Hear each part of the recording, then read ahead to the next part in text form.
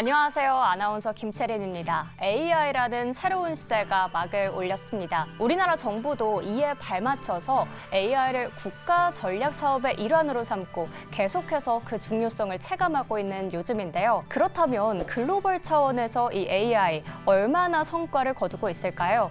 또 다른 국가들은 AI에 대해서 어떻게 대응하고 있을까요?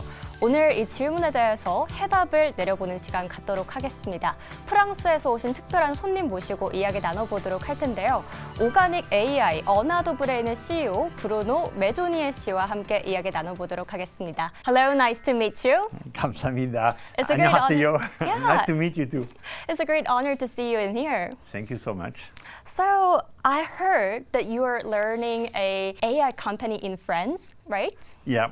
So I'm really curious that how you can make this company, because France is not usually come up with AI because there's a lot of history and traditions and beautiful architectures there. So people just thinking about, oh, French is romantic. However, not as just connected to AI and technology. So can you please introduce yourself for our viewers? Thank you so much. I'm Bruno Maisonnier. I'm the CEO and founder of AnotherBrain, a company creating a new kind of artificial intelligence, a next generation OrganicAI. And before that, I used to create other companies. I'm an entrepreneur. I created a company in robotics field. And as for the France, as you are saying, it's not very well known, but France is very good at technology.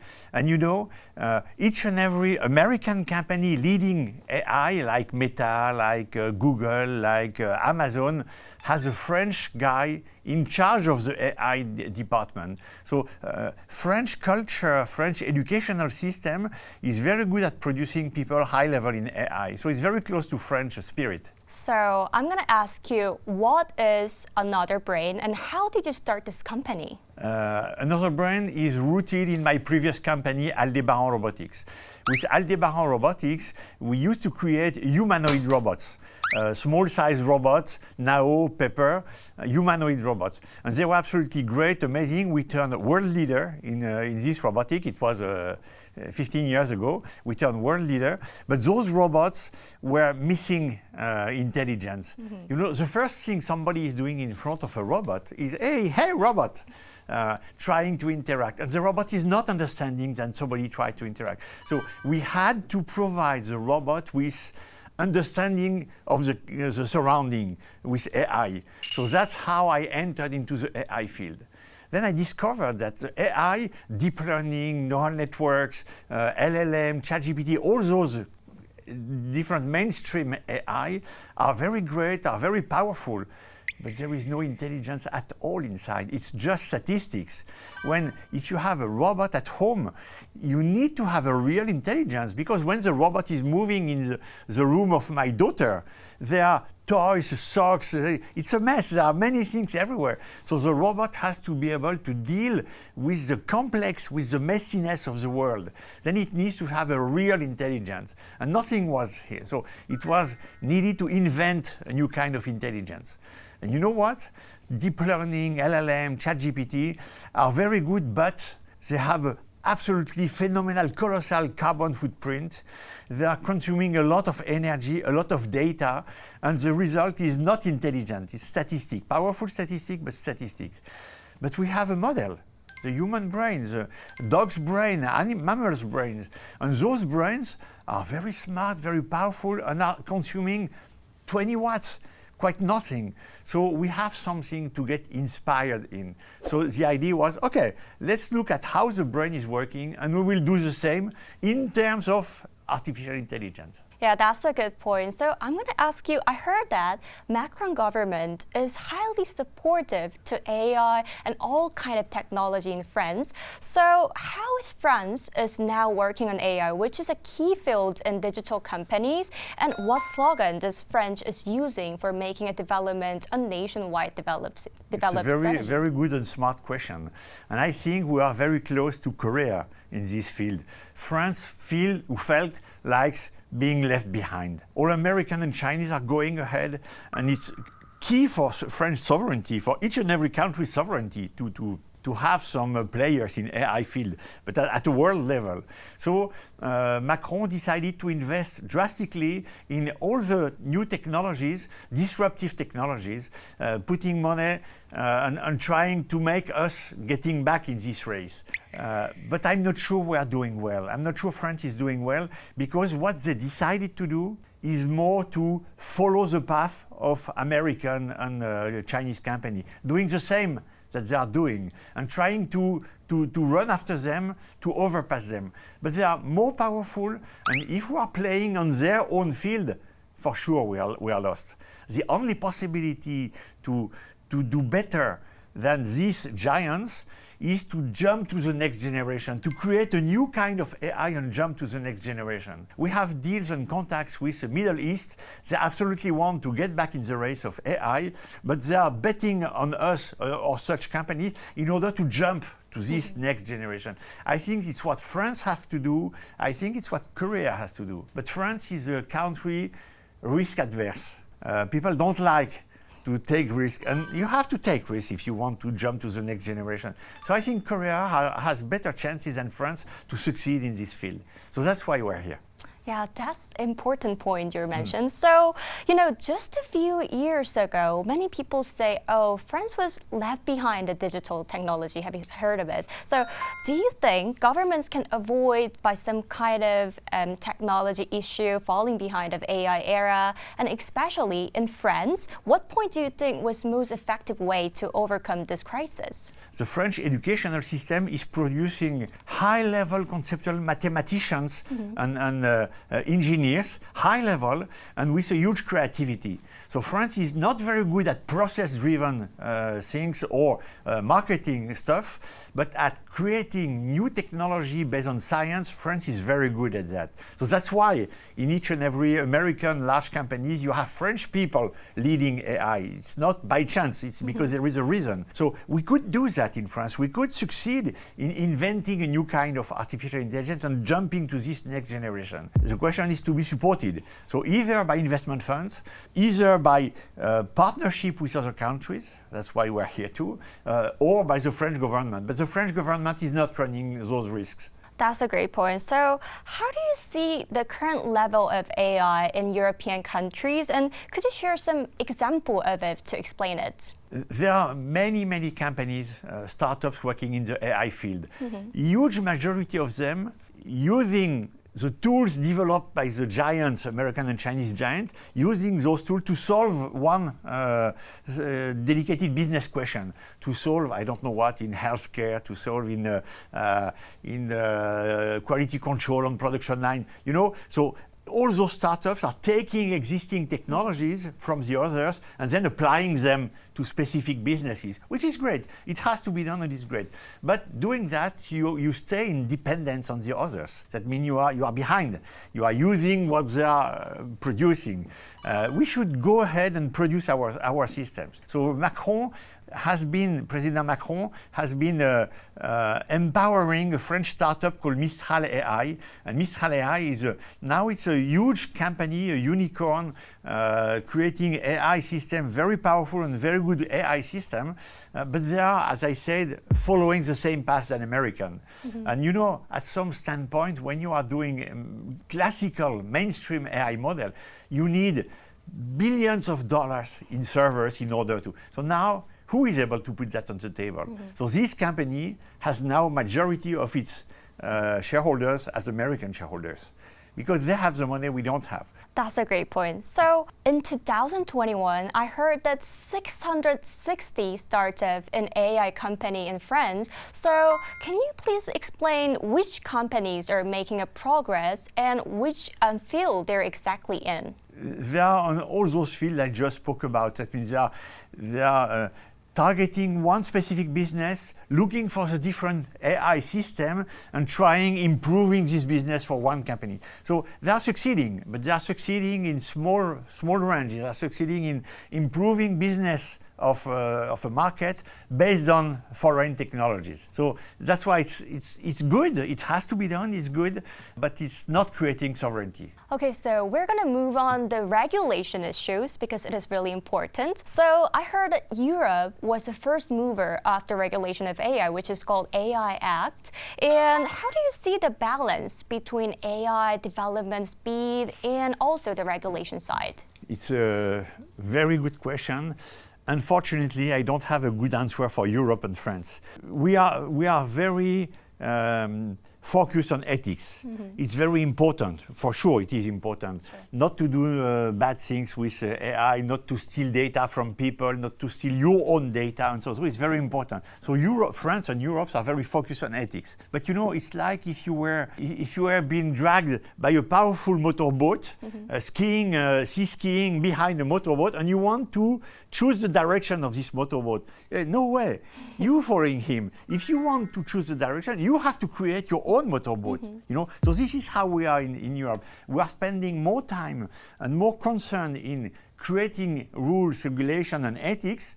And these ethical acts exist. AI acts exist for that. We are spending more energy than creating champions, European champions. In my view, we should first focus on creating European champions, putting money on that, taking risks on betting on different technologies, and then we have to be very quick follower of what is happening in terms of ethics. That means if something is getting wrong, then we immediately have to react. But we have to react, not to pre-act. It's totally different story. Yeah, that's a really frank comment on this issue. So I cannot help thinking about AI growth and human convenience because there's a lot of pros and cons on these issues. Especially, on the other hand, companies are replacing human labor with robots and AI in these days because they're saying it can cut down the cost of their company and also maximize the profit. So how do you see from the company level and also the consumer side level of the situation? To be very direct, I don't see any problem here. Really? It's what is happening with all the human inventions. We had agriculture, a lot of people in the agriculture field producing, and then we got tractors, and of course, they are doing the same with less people. That means human evolution is to invent things that are helping to do things better, more efficiently. And of course, it has an impact on the work and the job, but with two consequences. First, there are new jobs created, so it's an evolution of population of jobs. And the second one is we can spend less time at work and having more time for our children or for other things. That's a good point. And sometimes our countries are not growing enough children. You know what it means in Korea. Yeah, really. So that means it could be a good move to have these possibilities. If we have enough money. Yeah. Okay, so we can move on to the power infrastructure issue because do you think Europe already has enough power infrastructure system or is still on progress? And I really want to ask you, how do you see the current power situation in European countries and also the plans for the future energy supply chain? We don't have any problem there in France, on the opposite. And France is different from other European countries. France, we have nuclear plants, and 80% of our power is coming from nuclear plants. So that means it's a low carbon energy and it's a very cheap one. We are not relying on oil, we are not relying on gas for that. Other European countries are more, so they have more difficulties and more trouble. So in France, energy is low carbon footprint and is very cheap.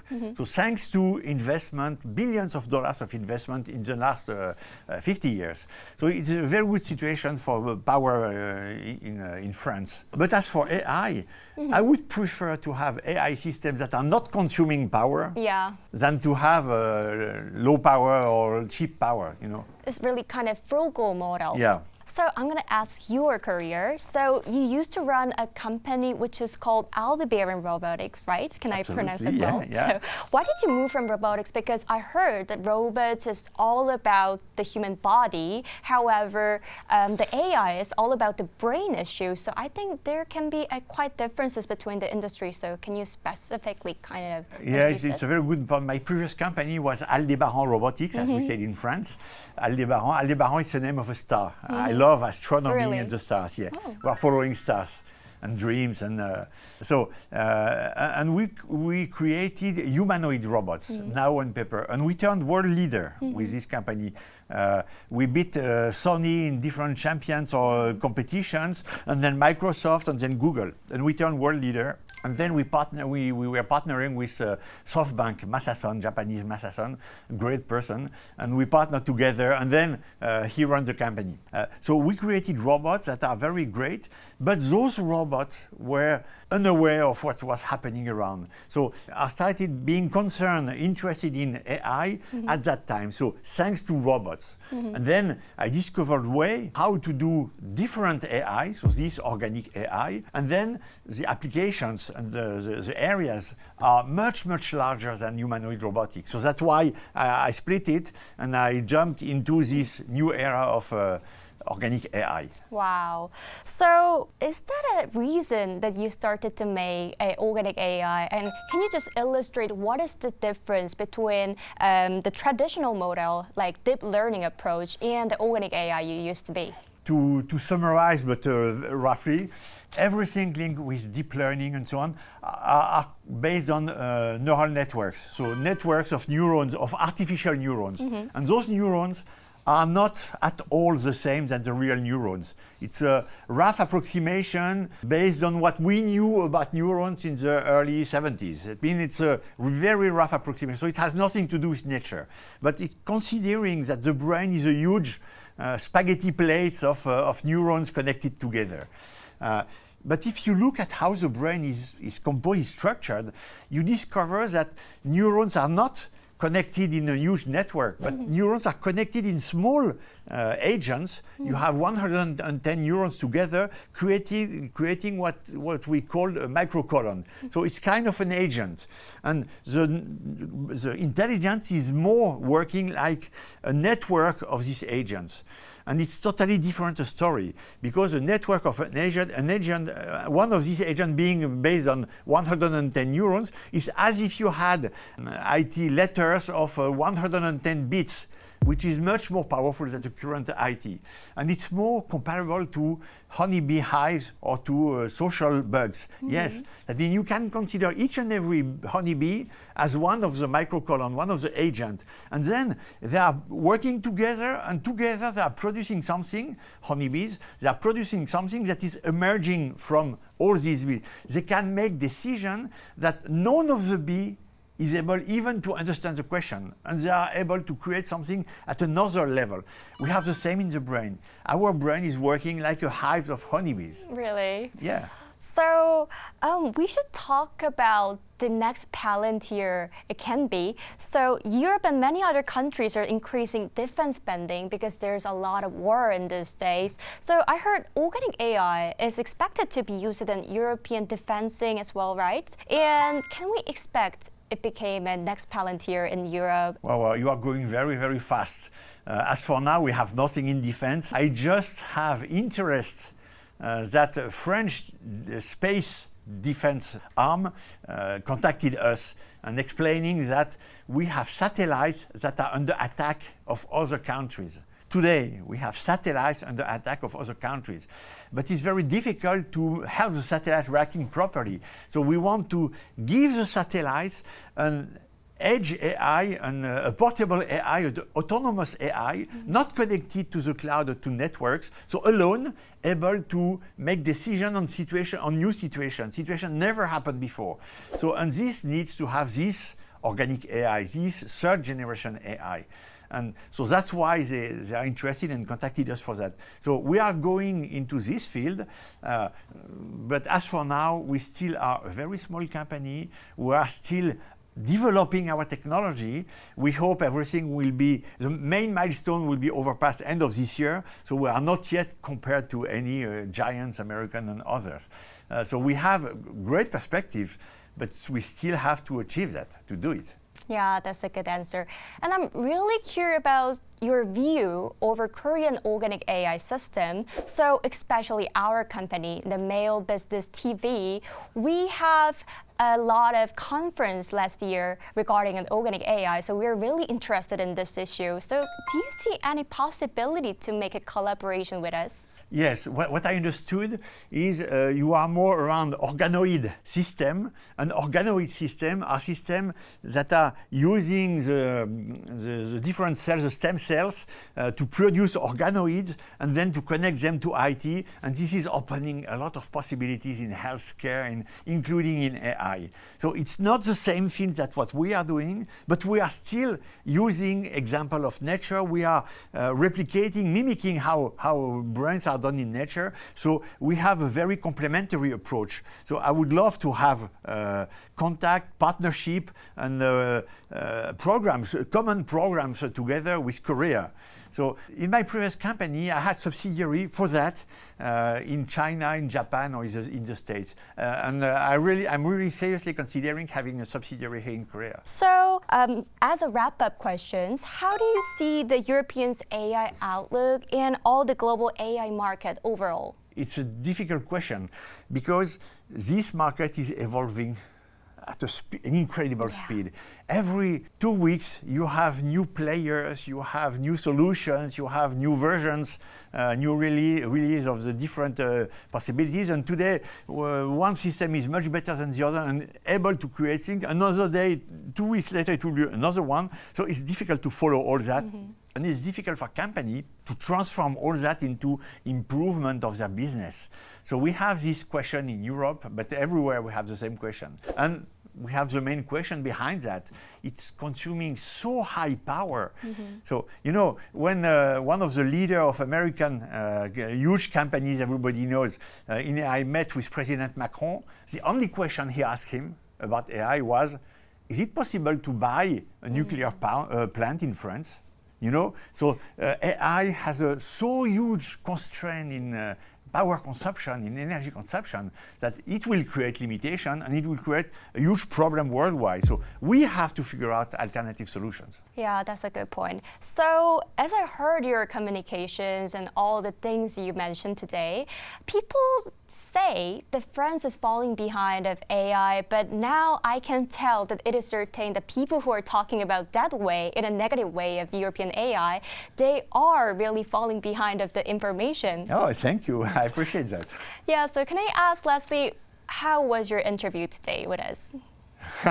No, it was great. It was a very specific question, very accurate, and putting the finger on the right points. So I think it was smart and very interesting. I'm really interested in partnering with Korean companies. Oh, really? Thank you. So even though we're not directly connected with my Korean government, but we're really looking forward to have a collaboration between European companies and your company and Korean government. And also we're looking forward to have a synergy and all kind of communication with Mail Business TV and your company as well. 감사합니다. It was a great honor to be with you here. Thank you. Thanks for coming. Thank you so much. 안녕히 하세요. 네, 오늘은 유럽의 AI에 대해 알아보는 시간 가져봤는데요. 이야기를 들어보니까 그만큼 AI에 뒤처지지 않으려면 더 많은 노력과 또 관심이 필요하다는 것 느낄 수 있었습니다. 시청자 여러분들께서도 투자에 유익하신 시간 되셨기를 바라면서 저희는 또 다시 찾아오도록 하겠습니다. 시청해주신 여러분 고맙습니다.